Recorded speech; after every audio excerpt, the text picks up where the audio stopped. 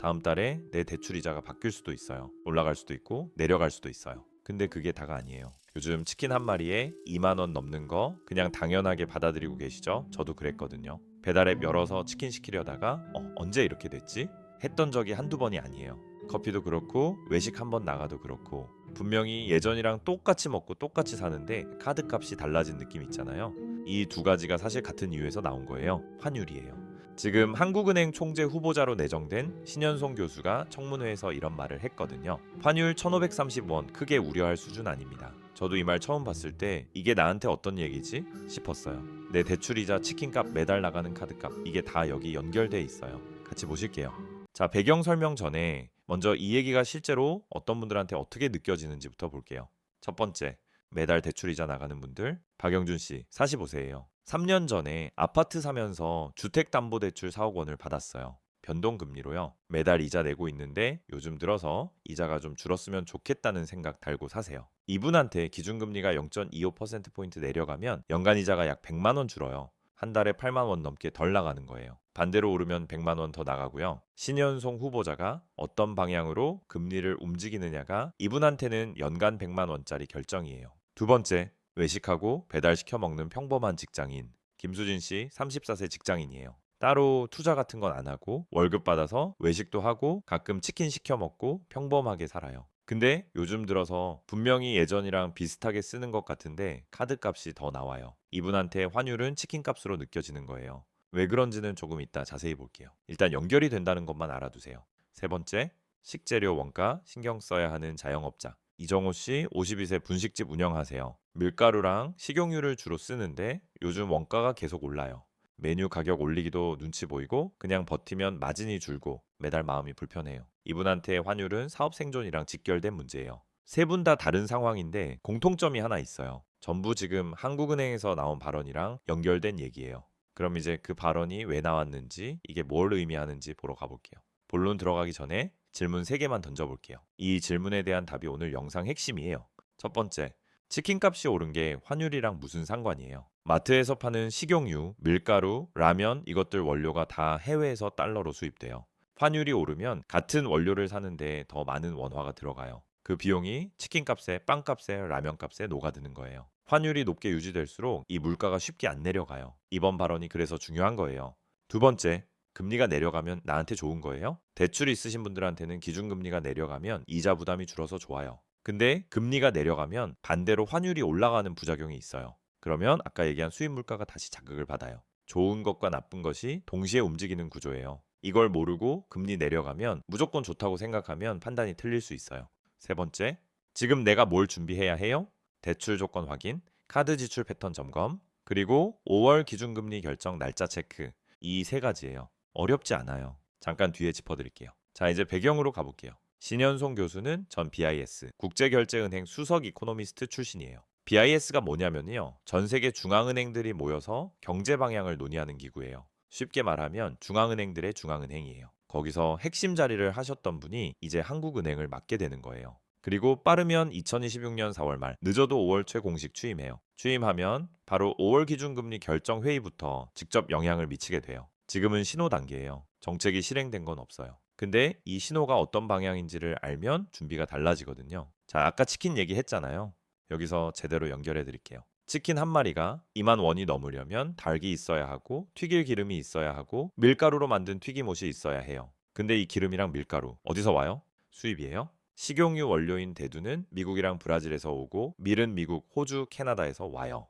다 달러로 결제해요. 달러 가치가 오르면 그러니까 환율이 오르면 같은 밀가루, 같은 기름 사는데 더 많은 원화가 들어가요. 그 비용이 치킨 가격에 반영되고 커피 원두도 수입이니까 커피값에도 반영되고 식당에서 쓰는 올리브유, 연어, 새우도 다 수입이에요. 한 번에 팍 오르는 게 아니라 조금씩 오르니까 체감하기 어렵지만 쌓이면 느껴지는 거예요. 한국의 밀 자급률이 1%예요. 사실상 전량 수입이에요. 옥수수도 마찬가지고요. 우리가 먹는 것들 생각보다 훨씬 많이 해외에서 달러로 들어와요. 그럼 왜 지금 환율이 1,530원이에요? 흐름을 따라가 볼게요.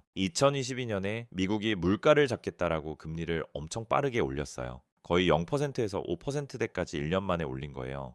미국 금리가 높아지면은 전 세계 돈이 미국으로 몰려가요. 이자가 더 많이 나오니까요. 그러면 원화 수요가 줄고 달러 대비 원화 가치가 떨어지면서 환율이 올라가는 거예요. 거기다 2024년부터 한국은행이 경기를 살리기 위해 금리를 내리기 시작했어요. 금리가 내려가면은 외국 투자자 입장에서 한국에 맡겨봤자 이자가 별로 안 나오네 하고 돈을 빼가요. 그럼 또 원화 가치가 떨어지고 환율이 올라가고요. 이 두 가지가 겹쳐서 지금 1530원대가 된 거예요. 신현송 후보자가 1530원 우려할 수준 아니다라고 한 건요. IMF 외환위기 때 트라우마가 있잖아요. 환율 오르면 자동으로 불안해지는 심리가 있는데 이분은 지금은 그때랑 달라요. 외환 보유액도 있고 수출도 흑자예요. 환율이 높다는 것과 금융 시스템이 흔들린다는 건 다른 얘기예요라고 말하는 거예요. 매파냐 비둘기파냐는 경제 뉴스 단골 표현이에요. 간단하게 말하면요. 매파는 물가 잡는 게 우선이라서 금리를 높게 유지하거나 올리는 쪽, 비둘기파는 경기 살리는 게 우선이라서 금리를 내리는 쪽. 신현송 후보자는 나는 어느 쪽도 아니다라고 했어요. 경기 나쁘면 내리고 물가 뛰면 올릴 수도 있다라는 거예요. 지금 경기가 안 좋다는 신호들이 계속 나오고 있잖아요. 소비도 줄고 수출도 예전 같지 않고 이런 상황이 5월까지 이어지면은 한국은행이 금리를 내릴 가능성이 생겨요. 금리를 내리는 결정은 한국은행 총재 혼자 하는 게 아니에요. 금융통화위원회라고 해서 7명이 모여서 투표로 결정해요. 그 회의가 5월에 있거든요. 거기서 0.25%포인트 인하가 나올 수 있다는 얘기예요. 아까 박영준 씨 얘기 드렸죠? 4억 변동금리 대출에서 0.25%포인트 내려가면 연간 100만 원, 한 달에 8만 원 넘게 이자가 줄어요.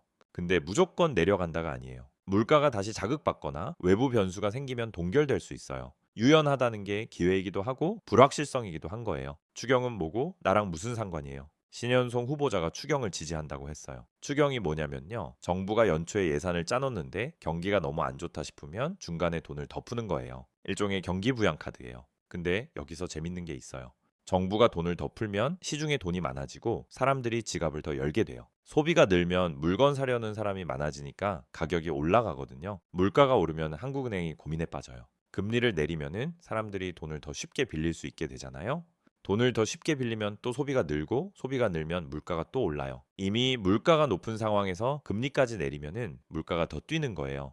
그러니까 추경 얘기가 나왔다라고 해서 금리가 내려가겠구나라고 바로 연결하면 안 돼요. 오히려 반대 방향으로 흘러갈 수도 있거든요. 추경 규모가 크고 빠르게 집행되면은 금리 인하가 예상보다 늦어질 수 있어요. 대출 이자가 줄어들기를 기다리고 있는 분들이라면 이 부분은 좀 더 지켜봐야 해요. 이거 모르면 진짜 손해예요. 놓치기 쉬운 것 하나. 총재 발언은 즉시 금리 변화가 아니에요. 신현송 후보자는 아직 취임 전이에요. 청문회에서 한 말이 곧 정책 실행이 아니에요. 실제 기준금리는 금융통화위원회 위원 7명이 투표로 결정해요. 총재 혼자 정하는 게 아니에요. 취임하면 당장 금리 내려간다는 너무 앞서 나간 얘기예요. 놓치기 쉬운 것 둘. 환율 높다는 게 무조건 나쁜 것도 아니에요. 외식 비용이랑 수입 소비재는 부담이지만 해외 주식 ETF 있는 분들은 환율 높을 때 원화 환산 수익률이 올라가요. 내 상황에 따라 같은 환율이 유리하게 작용하는 경우도 있어요. 놓치기 쉬운 것 셋. 금리 내려간다 확신하고 무리하면 안 돼요. 유연한 통화 정책은 올릴 수도 있다는 뜻도 포함이에요. 미국 관세 문제가 불거지거나 물가가 다시 자극받으면 인하 기대가 뒤집힐 수 있거든요.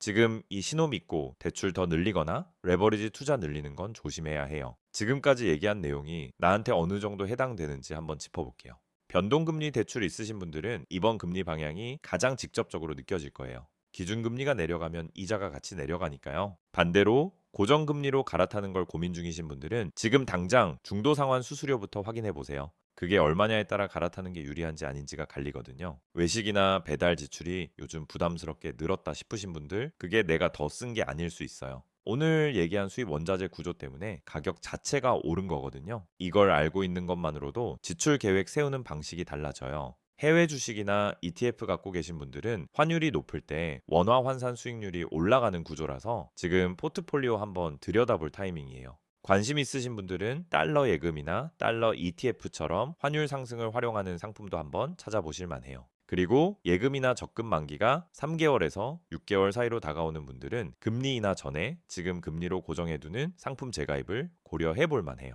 마지막으로 식재료 원가 비중이 높은 자영업 하시는 분들은 수입 원자재 가격 흐름을 계속 모니터링 하시는 게 좋아요. 환율이 높게 유지될수록 재료 사는 비용이 계속 올라갈 수 있거든요. 아무것도 안 했는데 왜 점점 빠듯할까요? 근데 여기서 하나 더 짚고 싶은 게 있어요. 이게 진짜 많은 분들이 느끼는데 말로 설명을 못하는 부분이거든요. 분명히 열심히 사는 것 같은데 왜 갈수록 빠듯하지? 이 느낌 있으시죠? 월급이 줄어든 것도 아니고 특별히 뭔가 더 쓴 것도 아닌데 매달 카드값 보면 숨이 막히는 느낌. 이게 착각이 아니에요. 환율이 오르고 물가가 오르면 내 월급 숫자는 그대로인데 그 돈으로 살 수 있는 게 줄어들어요. 작년에 월급 300만 원으로 치킨 150마리를 살 수 있었는데 올해는 130마리밖에 못 사는 거예요. 월급은 똑같이 300만 원인데 실질적으로는 줄어든 거예요. 이걸 실질임금 감소라고 해요. 통장에 찍히는 숫자는 그대로인데 그 돈의 실제 가치가 줄어드는 거예요. 아무것도 안 했는데 사실상 월급이 깎인 거예요. 그러니까 요즘 열심히 사는데 왜 나아지는 게 없지? 싶은 그 답답함, 이유가 있는 거예요. 환율이랑 물가가 조용히 내 월급을 갉아먹고 있는 거거든요. 이게 뭔지 알면 어떻게 대응할지가 보여요. 솔직히 지금 당장 뭔가 거창한 걸 할 필요는 없어요. 제일 먼저 할 건 하나예요. 오늘 은행 앱 한 번만 열어보세요. 내 대출이 고정금리인지 변동금리인지 이것만 확인해도 충분해요. 진짜 5분이면 돼요. 이걸 모르고 있으면 금리가 어떻게 바뀌든 내 얘기인지 아닌지 판단 자체를 못 하거든요. 대출 확인했으면 이번 달 카드 명세서도 한번 들여다보세요. 외식이랑 배달 항목이 작년이랑 비교해서 얼마나 달라졌는지, 내가 더 쓴 건지, 가격이 오른 건지 그 차이를 아는 것만으로도 지출 계획이 달라져요. 변동금리 대출 있으신 분들은 한 가지만 더 확인해 보시면 좋아요. 지금 고정으로 갈아타면 중도 상환 수수료가 얼마인지요. 은행 앱이나 고객센터에서 바로 알 수 있어요. 이게 앞으로 줄어들 이자보다 크면 갈아타는 게 오히려 손해거든요. 계산 한 번만 해보면 답 나와요. 그리고 한국은행 홈페이지 bok.or.kr 들어가면 금통위 일정이 나와요. 5월에 기준금리 결정이 언젠지 달력에 표시해 두시면 좋아요. 그 전후로 뉴스가 쏟아지거든요. 미리 알고 있으면 아, 그날이었구나 하고 바로 연결이 돼요. 마지막으로 가장 중요한 거 하나. 신현송 총재 취임 이후 첫 금통위 결과를 꼭 챙겨보세요. 청문회에서 한 말이랑 실제 취임 후 첫 행보가 같은 방향인지 다른 방향인지를 보면은 앞으로 6개월 금리 방향이 어느 정도 보여요. 한국은행 유튜브 채널이나 뉴스 앱 알림 설정해 두시면 놓치지 않아요. 오늘 얘기 정리해 볼게요. 치킨값이 왜 오른 건지, 마트 영수증이 왜 무거워진 건지, 그리고 매달 나가는 대출 이자가 앞으로 어떻게 될 건지. 이게 다 연결된 얘기였어요. 환율이랑 금리는 경제 뉴스에 나오는 어려운 개념이 아니에요. 배달앱에서 치킨 시킬 때 마트 계산대에서 매달 통장에서 빠져나가는 이자로 이미 느끼고 있는 거예요. 그냥 그게 뭔지 몰랐던 것뿐이에요. 세 가지만 기억해 두세요. 첫 번째, 치킨값, 외식 비용이 쉽게 안 내려가는 건 구조가 있는 거예요. 그 구조를 알면 덜 답답하고 대응도 할 수 있어요. 두 번째, 금리는 내려갈 수도 동결될 수도 올라갈 수도 있어요. 무조건 한 방향이라고 믿고 큰 결정 내리는 건 조심해요. 세 번째, 오늘 할 거 하나만 내 대출이 고정인지 변동인지 이것만 확인해도 오늘 영상 본 보람이 있어요. 구독이랑 좋아요는 민트 형이 이런 내용 계속 만들 수 있는 힘이 돼요. 주변에 물가 오른다고 한숨 쉬는 분, 대출이자 걱정하는 분 있으면 공유해 주시면 진짜 도움 될 거예요. 민트 형이었습니다. 다음에 또 봬요.